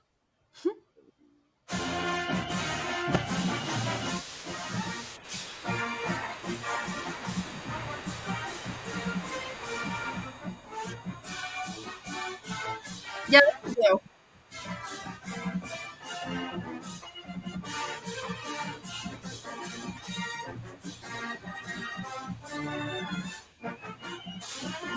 Oh, you got to spell out Jaguars. Oh, for USA. Okay, And USA. Wow, we got some okay. patriotism in it. This is good. It's got the classic fight song, the band starting up thing at the beginning. Okay. Really jolts you awake. It does. I've heard it too many times. I do love their cheer though of USA, USA. That's South in your mouth. Perfect. That's very good. Classic Mobile. I don't know, man. I'll give it like a 6 because I think I'll hate it after like a week or something. Yeah. Yeah. Yeah, it would wake me up, and then I would immediately like fumble for my phone to turn it off as quickly as possible. Yeah, it would jolt me awake. Yeah. Next up is Georgia Southern. And what kind of car would this mascot drive? Now, this is Gus. Gus the Eagle. What kind of car would Gus the Eagle drive? A bus, a school bus. Yeah, I was bus? going to say Oh, yeah. school buses. Gus has that look of just absolute unhingedness that I love so much. Yeah, Gus is definitely driving a school bus. I typed in Gus the Eagle drive car, and then I got the picture of Gus from Breaking Bad in the 1998 Volvo V70. I would like to present you guys old Gus real fast. Okay. Dropping God. that in the chat. Oh no! Post that to the timeline. Oh, I love him. Like right now. I love him. Old Gus has like a Camaro or a Mustang from like the 60s or 70s from that era. Old Gus drives an El Camino. Yes, old Gus does drive an El Camino. He also just woke up 5 minutes ago. He looks like I feel after moving for a week. I was going to say that this old Gus has the top down. That's why Yeah. the fur looks like that. Yeah. While I post this, next up is Troy, and we give them bulletin board material by doubting them. Oh, So doubt Troy for me. Troy. Okay, I gotta get. They were not great last year. Yeah, I was gonna say, Troy. You haven't given us a lot to work with here. Yeah, that's sort of the problem. Like, we don't have a lot of hating to do because there's just not a lot of material here. I will say, last year Troy lost to Nevada, and Ouch! Oh that takes a boy. lot of work. And that was at Troy, by the way. It was not on the road. I'm kind of impressed. They tried to lose to Florida A&M as well. Oh, that was I remember that one getting real weird. Yeah, they lost to ULM last year, 13-9. Hey, The good score. Beth's Sorry, not Beth. here. Sorry, Beth. Beth. Score, I'm the not. score brings us all. Troy, you had a worse record than ULM last year. And still picked ahead of ULM. How And about still that for picked ahead of disrespect? ULM in the media poll, which they picked ULM finished last again in the media poll. Justice for ULM. So Mhm. Troy, you're too close to ULM. Need to step off. Yeah. Next up is James Madison. And our question is, how likely is a sold-out stadium this season? Very. Very. Yeah. Yeah, They love their football out there. How much James Madison Stadium seats what? I know they Stadium have. capacity. Bridgeforth Stadium, home of the James Madison University football team, has a seating capacity of 24,877. Yeah, that's doable. People were building extra decks on that. They were close to almost the sold out the entire season last season. If not, they may have. Yeah, this feels like an easy one for them. That's easy. Yeah, they'll get that done. Unless they build like those decks on decks on decks that we saw on Twitter. Just one side is like 12 decks tall. To the moon. Trying to see if they have a good home game that would like really bring people. Georgia Southern at home. Yeah. Ragin Cajuns at home. That'll do it. I assume Yeah. Old Dominion James Madison is a rivalry of sorts. I would think, but Yeah. I think they have Delaware- Wazoo late in the year, maybe. That is New. They host Wazoo November 22nd. Oh, that's going to be a special game. ODU James Madison is the Royal rivalry. The Royal Rumble. Royal rivalry. They can't call it the Royal Rumble because they get sued by wrestling. The Royal rivalry. Okay. Yeah, they'll sell out the Cajuns game for sure, and then definitely the Royal rivalry with ODU for sure. They'll sell those out, if not the whole season already. Our next team is Old Dominion, and our question is, what is their longest road trip of the year? Old Dominion. ODU. I think they got to come to Funro. They do have to come to They Monroe. do. They also open at Indiana. Okay. Bloomington's No. always. Yeah, their longest road trip is ULM. Yep. That's right. ODU's coming to ULM. Is that closer or further than Bloomington, Indiana? I would think that Monroe is further, but let's Monroe check. is further, yeah. Indiana is still Eastern time zone. Yeah. So just off of that. But it shouldn't be. Right. Part of Indiana is Eastern time zone. Hold up. Part of Indiana is Eastern time zone. Most of Indiana is in time zone, but it shouldn't be. No, Agreed. I like Indiana being in Eastern time zone because the Indianapolis Motor Speedway doesn't have lights. So by being in Eastern time zone, it's like, oh, you got an extra hour of daylight if something runs long. Okay. It is 755 miles, 11 hours and 15 minutes to drive from Old Dominion to Bloomington. It's an 18-day walk from Norfolk to Malone Stadium. And it is 1,064 miles to Monroe.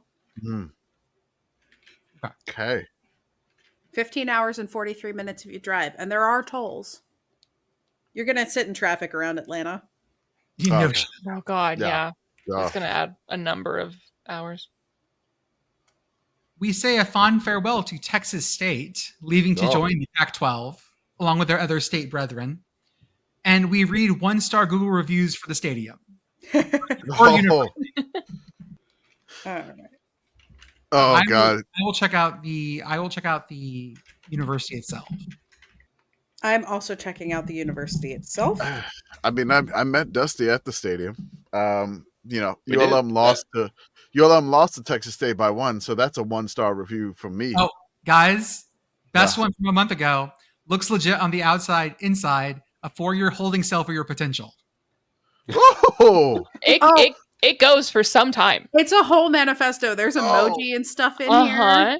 Oh, I didn't. They formatted this, y'all. I like that Texas State University because I pulled it up on Google and it's promoted. Right, like you can tell it's promoted when there's like a Twitter icon, and it says Texas State University, Texas's most beautiful campus. You know why this review is like this? I think. Did you find the line that I found? But so I'm going to jump down a couple sections. Yep. Value, 40 to 80K for lectures, fees, and a glorified PDF certificate. Meanwhile, ChatGPT is out here giving you better answers for free in 3 seconds. This is like playing for Blockbuster in the age of Netflix. And then you scroll down and there's like the brain emoji and it says what you could do instead, aka real life. Learn from world-class mentors online. Use AI to accelerate your skill set. Build a real business personal brand or digital income stream. Travel, grow, create, explore. Keep your curiosity alive without feeding it to a debt-hungry institution. ChatGPT wrote this. Yeah. I'm going to say this. So this is Jim Wacker Field at UFCU Stadium. This is a 1-star review. Been a month and no work done to my kitchen. They don't care about my health, mold, fungus. They just want money. I think they meant to put it somewhere else. Not the stadium. Oh no! I just found that one as you started reading it. What is UFCU? Because I'm assuming it's like a school for UFC. It's some kind of credit union. UFCU. I don't even know what that is, honestly. There's not even a link for UFCU. I'm going to have to look it up. United Federal Credit Union, Credit Card Service Company. I don't even know what this is. Commish, the better 1-star review, just a couple down from the one you read. Yeah. And I will read it in its entirety. Okay. It sucks. Beautiful. There we go. Next up is App State. And we are looking at the best named bowl this team has played in. Oh. App State's bowl history is not long. The best bowl they've played? App State Mountaineers bowl games. Okay. 2 Camellia Bowls, a Dollar General Bowl, 2 New Orleans Bowls, a Myrtle Beach Bowl, a Boca Raton Bowl, and a Cure Bowl. Well, you have the Burley Bowl, the Pythian Bowl, the Elks Bowl, the Doll and Toy Charity Game in 1937. Okay. Then there was something called the Charlotte Charity Game. The Burley Bowl they played in 1948, they lost 2-7 to something called Westchester University, the Golden Yes. Rams in the PSAC. PSAC mentioned. Yes. I kind of want to go with the doll and toy charity game. I like that too. It feels like that one just because the Burley Bowl sounds like something that you'd get at like a local diner that is designed to just ravage your It's insides. the Burley Bowl was it says like Burley Bowl and Tobacco Festival. Oh, jeez. Yes, it is named after a type of tobacco. Yeah. The second winner of the first winner of the Burley Bowl was actually Southeastern Louisiana. Yeah. High Point and Milligan tied in the first edition of that one. I don't think I'm going to top that, but I do want to shout out because again, I love the bowls where either because of the sponsor or the name of the bowl, it sounds like something different. Yeah. And they have played in a cure bowl, which always sounds like you're trying to cure whatever the sponsor is. Mm-hmm. So when they played in it, it was the Avocados from Mexico Cure Bowl. So they found the cure for avocados from Mexico. Right. I actually think they might be tariffs, but that bowl sponsor is memorable for me because it was the all black center of the field. Yeah. Where it was like they didn't have a transparent logo. Nope. And it rained like crazy. And there was just black everywhere because they painted the whole middle of the field. The quarterback for App State was Joey Aguilar, who was just named the starting QB for Tennessee. Oh, that's right. No, he wasn't. Sorry. He was from UCLA. Yeah, but now he's at Tennessee. He got traded, I think. Basically, because didn't the Tennessee quarterback go to UCLA? Yes, he did, yeah. It was kind of like a trade, but not really. Next up is ULM, and would Ace the Warhawk look better with teeth? Ooh. No, birds don't have teeth. Birds don't have teeth. Ace the Warhawk with teeth. I will take this moment while Commish ponders this. Louie, fight me IRL. I'll catch you outside. That was funny because she said Ace. Louie came at you. Louie came at you on Instagram. He doesn't have teeth. He's not supposed to have teeth. Birds don't have teeth. I will knock his non-existent teeth out. It won't even be hard because they're not there. I think Ace already has teeth. I think Ace already has teeth, but it's on the actual Warhawk plane. He sacrificed so the others could enjoy. Yeah. Yeah. So Ace already has teeth, but it's on the actual Warhawk plane mobile that they have. And the plane having teeth is fine. I don't have opinions either way about if planes can have teeth. Planes can have teeth, right? Planes can have teeth. I actually think it's better if planes have teeth. Mm-hmm. Okay. But Ace himself is a bird. I don't even think they could fit teeth in Ace's mouth. Could they fit teeth there? He would end up with like a Herky has two mouths situation if you gave him teeth.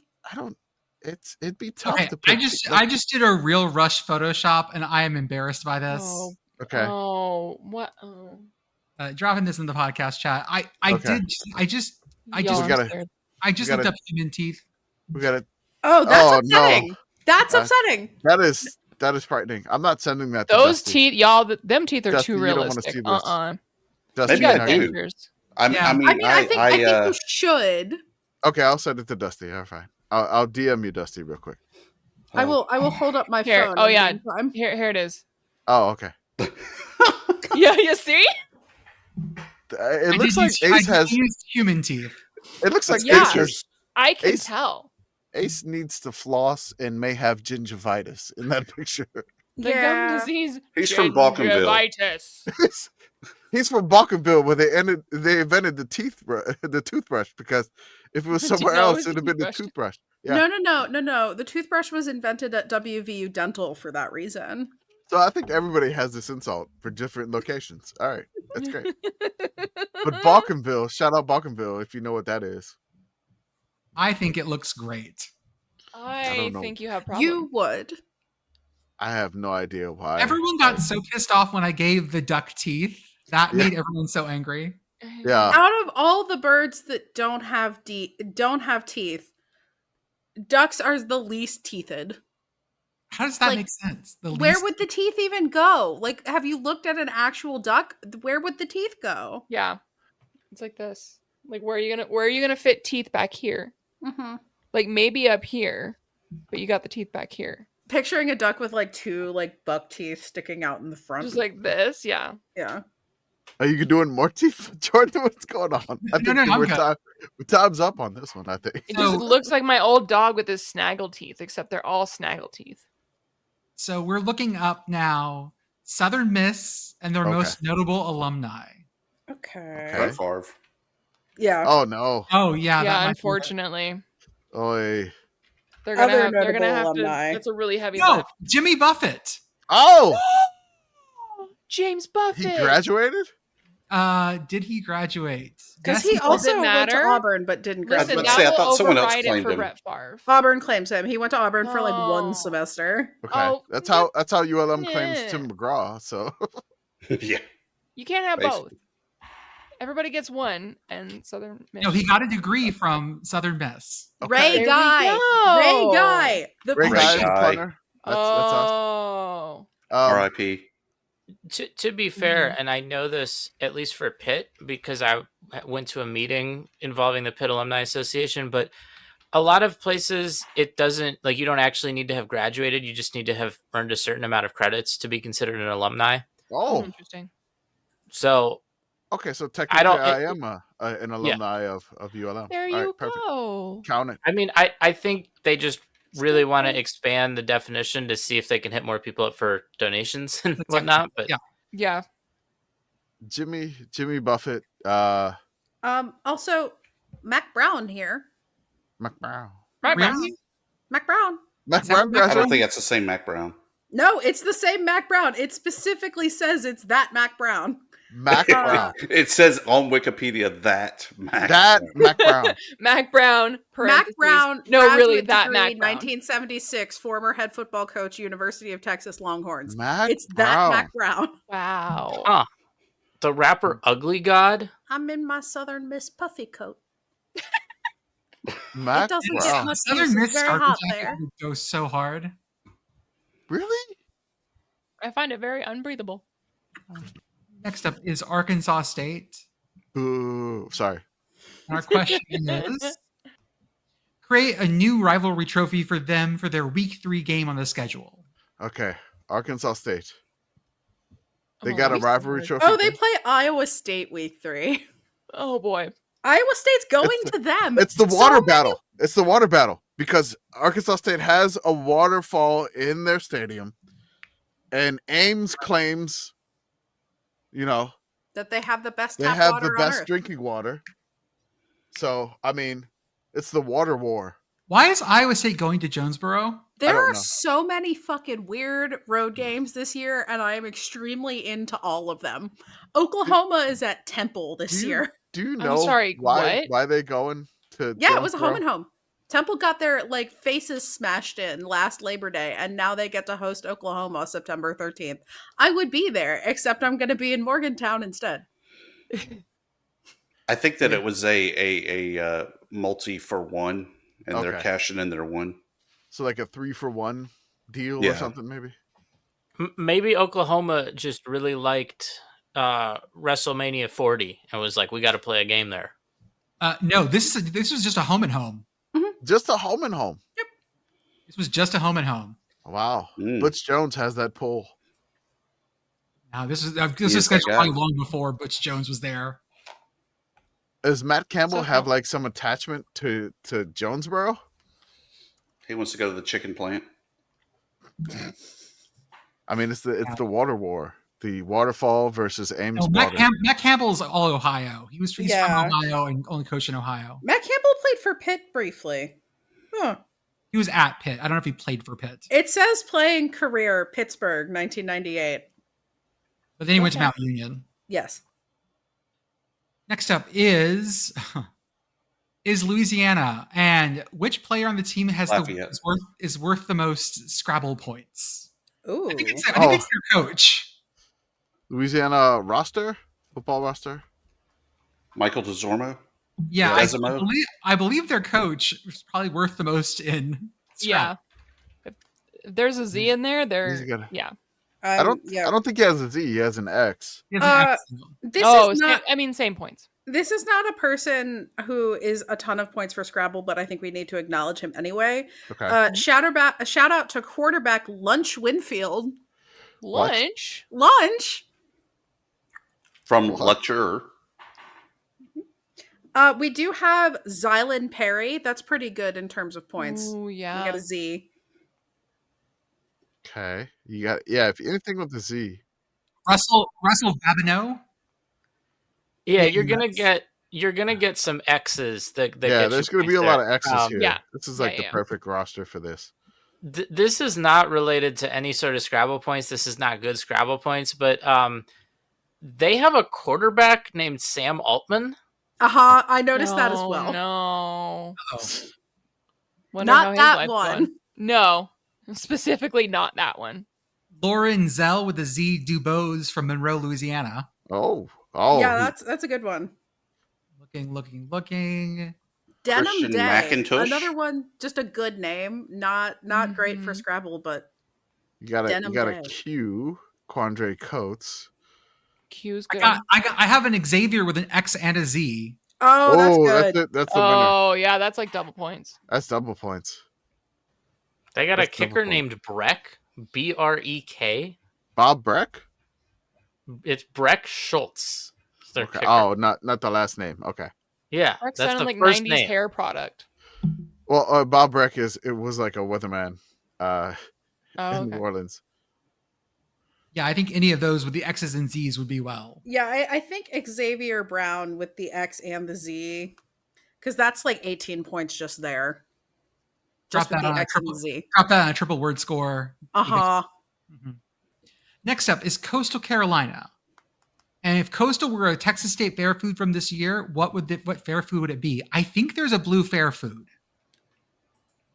Texas State Fair food. Looking for the Big Tex Choice Awards. Big Tex Choice Awards. Deli tacos, crunch dog. Scroll down. The Nevin's Dirty Red Bull Texarita is blue and red. That feels correct. So Yeah.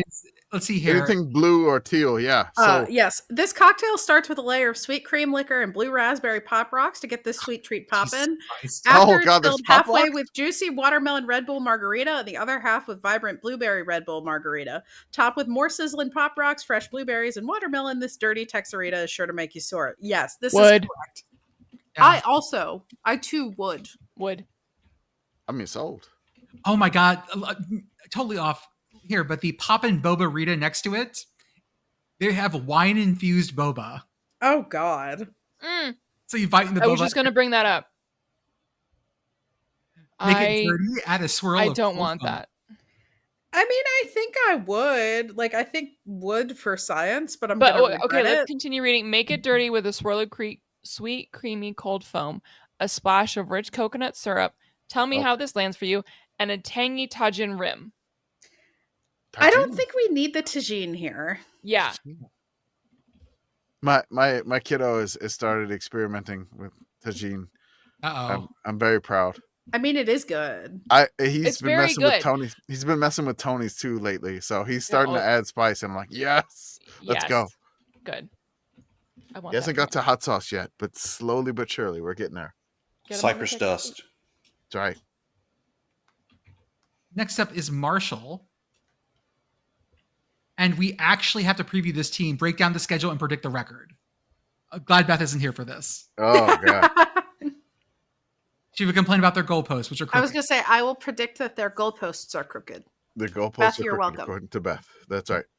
They are under new management, but Tony Gibson is from West Virginia. Mm-hmm. The former defensive coordinator, linebacker coach of NC State. He is now the new head coach. It's weird that they list his annual salary at $1 million. Okay. They normally don't do that on Wikipedia, but here they do. For Mashall. Oh, you know what? I bet he played for Rich Rod. No, he didn't. Really? At Glenville State? In Glenville State? Yeah, Tony Gibson played football at Glenville State. That's when Rich Rod was there, I'm pretty sure. Do you think? Let's see. You dig. All right, let's start the first game of the season at number 5, Georgia. Put Yeah, L in Marshall. he played for Rich Rod. All Yep, when he was head coach at Glenville State from 90 to 96. right, so at Georgia, I'm gonna say probably a loss. That's going to be a loss for me, Okay. Bob. I do like the red and green battle there, which is That nice. would be a good color rush. Have you seen Marshall's wearing green helmets this year? They look great. They do look good with the mat. The problem with red and green color rush is that is not colorblind friendly. It's not. Yeah. Oh no, it's going to be Colorblind game. a horror show. No, it'll be Gray and not so gray. No. Mm-hmm. My dad would struggle to watch that game. Then they welcome in Missouri State. Probably win that one. Eastern Kentucky FCS should win that one. At Middle Tennessee should win that one. I think they should win that one. Now we have to say that I'm pretty sure that all of their team transferred. Like they've got, I think, 20 that went to Southern Miss. Who? So Southern Miss is basically going to be Marshall last year. We took Marshall and we pushed it over there. We've switched they're Marshall bringing with in a bunch Southern of Miss. Let's see if they notice. 19, 20, 21, 22. 22 Marshall, I think, if I counted right. That was a lot. So 22 Marshall players are now at Southern Miss under Charles Huff for Southern Miss. So if they replaced everybody well enough, which they did bring 4 NC State people, and they got 3 West Virginia players, I think they're probably 3-1 heading in to go to Lafayette against the Cajuns. Loss. They're not going to beat the Cajuns. Cajuns are salty about that championship game. Yeah, so the Cajuns lost the championship game at Cajun Field. So they're going to be mad. So it's 3-2. Then they go home to face ODU. I really am worried about this Marshall team. The more I look into the guts of this, there's a coin flip. I would say Old Dominion is a coin flip with them. Texas State probably another coin flip. I would think, but Texas State probably should win that one. Yes, but it is in Huntington. It is in Huntington, though. That's the thing. At Coastal on a Thursday on Halloween. On Halloween, where there is something special that is going to be happening that I know about and I can't talk about. Okay.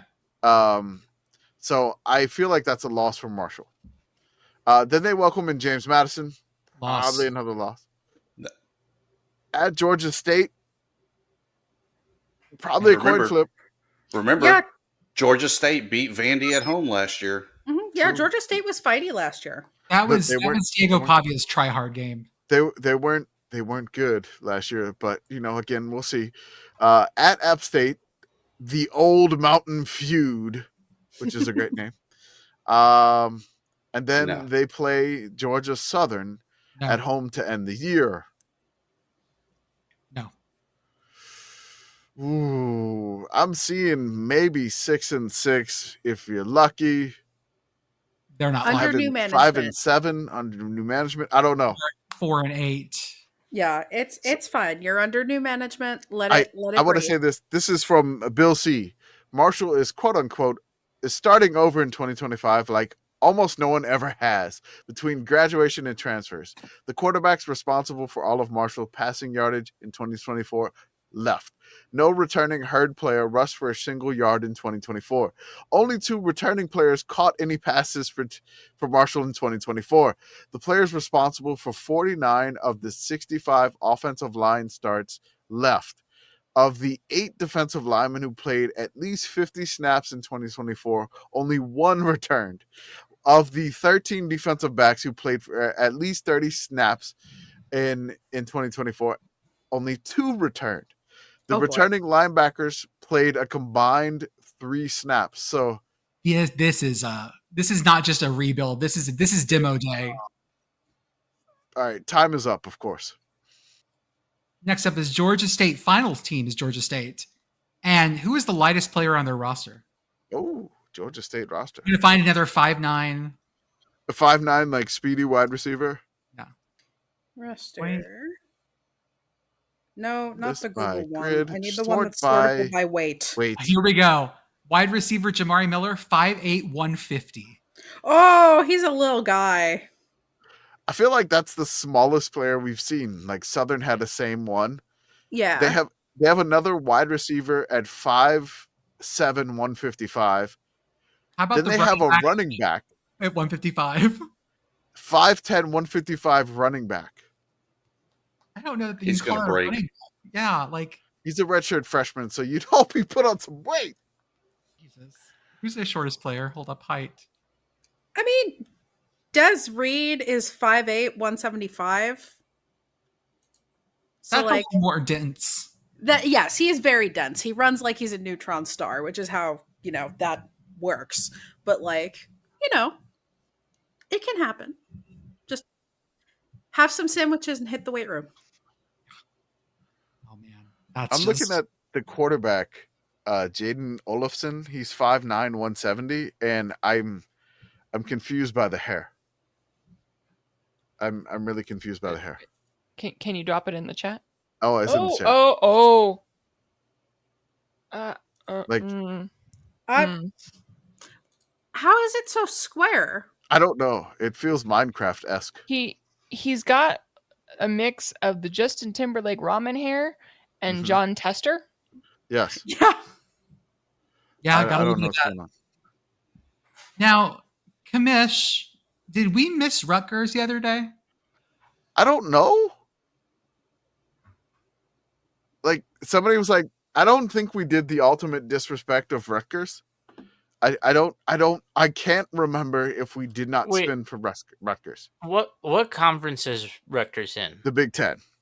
Okay, that was a test. Yeah. So I don't remember, but I don't remember most of the things that we do on this show. Especially So not we'll- this If time. if you remember Rutgers, it's probably not a good thing. well, Like when I somebody think in our memorable chat- Rutgers. So somebody in our chat just said Rutgers preview, and they dropped like no Rutgers preview, and they did like the Virginia fan, like falling over the bricks Oh. after they Oh, the lost sad to Notre UVA Dame. fan? Yeah, Yeah. the sad UVA fan. So I was like, I don't remember if we did them or not. I trust I don't that think- listener. Jordan, spin for Rutgers. I just Yeah. did, and we're They going to talk probably about. paid more attention than we did. And let's talk about how's their motto. Okay, Oh, this is a good one. We predicted Rutgers- record off their motto. Rutgers University, their motto. Oh, Oh, this one's good. Once again, this is good. Yeah. Sol illuste e occidentum illustra. Son of righteousness, shine upon the west also. Ooh. Oh, it pulls from the Bible. Son of righteousness, shine also upon the west. Love it. It's quite good. Yes. Very good. What does that mean for their season? They're realigning to a Western conference. I mean, they do play some teams out west. They do I was play going to say at, they'll only win their games out west. They at project Washington.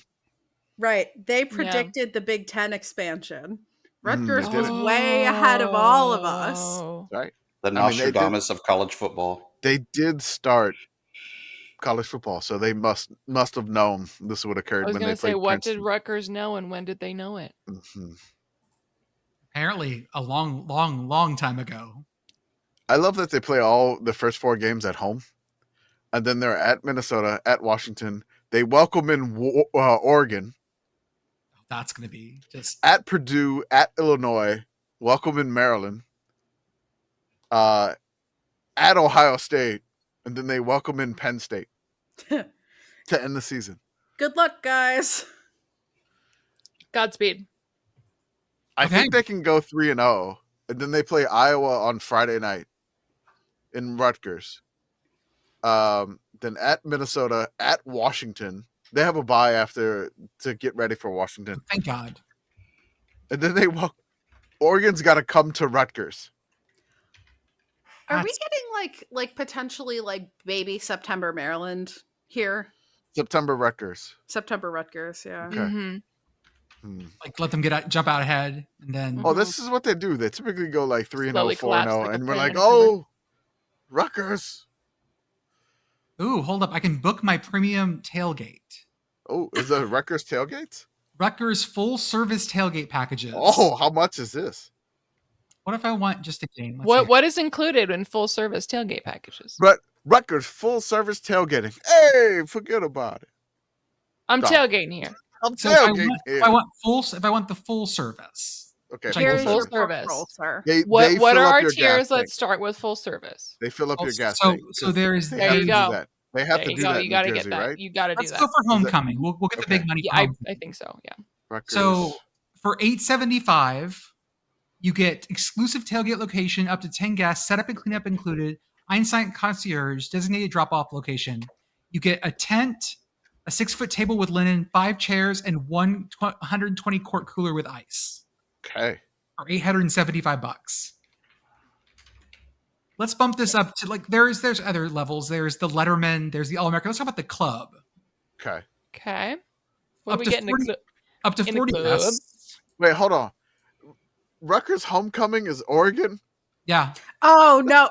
No. That's No. homecoming. Rutgers, no. Do that. Don't do that. It's not even like you Rutgers, scheduled no. Oregon when they were bad. You knew what you were getting. You get a 20 by 20 tent, 3 6-foot tables with linens, 20 chairs, 3 cocktail tables, 4 quarts of coolers with ice, and 1 43-inch TV with service. That's $3,750 for Rutgers at Oregon. And you have Oregon to at bring your Rutgers. own Sorry, food. Oregon at Rutgers. And your own booze. And your own booze. This is just So That's That's just low-key buy all wedding the shit that cost. you need. It'll pay for itself in like 2 Yeah. tailgates, guys. honestly, like, use your discount at REI, like, get the member discount, use Go to your Costco. rebate, get a Yeti, get an RTIC. They're also good. Igloo makes some perfectly cromulent coolers. Yeah. Rutgers, you don't need this. You're better than this, Rutgers. I really would like to know the stats on who is paying for these experiences.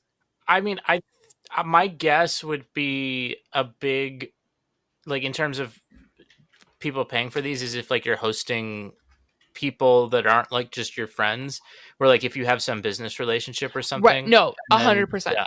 Like, I think that's the market for this.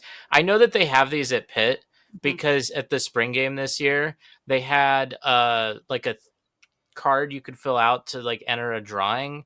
And to fill out the card, you had to talk to someone at every station.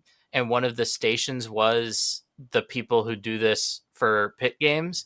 So you had to like go and give them your email and like listen to them tell you about what they could offer. And they'd be like, yeah, no, I don't think I want this because I'm good just doing my own tailgating. And it's like, yeah. this is not targeted at you. This is like targeted at. This is the same company that does Pitt, by the way. Yeah, Okay, this company is the company that does it, I think. That would make sense. Except for the club level, for the Duquesne game, you're paying $5,000 for this setup. Sure. Excuse me? Yeah, because it's not, if you're paying for this, it's not your money. It's some institutional money. Company paying money. for this. How do I get that company money? Shit. Is this I've what just the gone with the money's for? time-honored tradition of this could be what the money's for. No, Could the money's for a card table and a video camera. Okay. I mean, if we were ever at the point where like we had, for example, like advertisers and partners that worked with us, and then we were like, hey, I'll bring you to a game, then that's when we might pay for something like this. Listen, we can be like, host them influencers. professionally. I can film this content on a variety of mediums. Mhm. I would love for this company to sponsor the podcast. Send us to a tailgate. Let us get the premium experience. Premium tailgating brought to you by the SICKOs committee. Yeah, we can do this. We're a luxury brand. Uh-huh. Luxury brand. But Commish, would you rather have the luxury tailgate or Jobu's Lounge? That's nice. The Jobu's Lounge came with rum, so I gotta go with Jobu's Lounge. Shout out to Room 11 in San Marcos. Suite 11. I mean, I can unclass any joint that I walk into. We can unclass this tailgate. It does not look like they serve ULM tailgates. Sorry, guys. Oh my god. Damn it. What about Montana State? No, I want to see if we've sold out. What about Eastern Michigan? We were talking about trying to get to. Oh Ypsilanti. yeah, can we get one for No. Ipsy? Nope. Damn it. Oh, we can't bring the Macoon to the fancy tailgate? Damn it. We'll bring our own Macoon.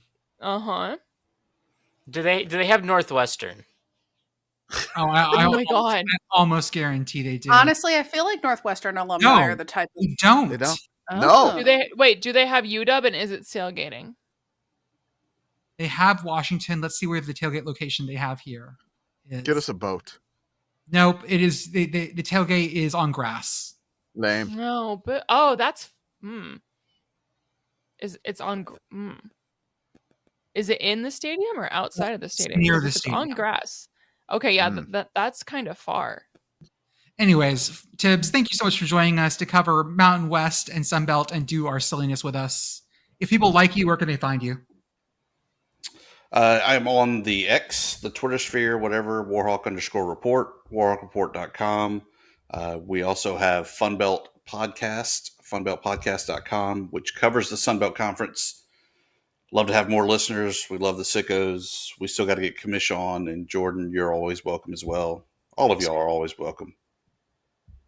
Hey, folks, that's what we got for tonight. We will see you on Thursday when you listen to it for our final previews. We have the Pioneer League, the SEC. And It's not our finals previews. We're saving the American for the Sunday week 0 recap and then the American. So we didn't forget about you, American Conference. Mm-hmm. We are proud to be an American. But you don't play on week 0 and we messed up our schedule. Mm-hmm. We're getting our homework in right under the wire. It's fine. Dude, we're procrastination. That's We what put we the do. pro here. in Deadlines exist for a reason. Sometimes you get an extension. Listen, it's called triage. It's a college try.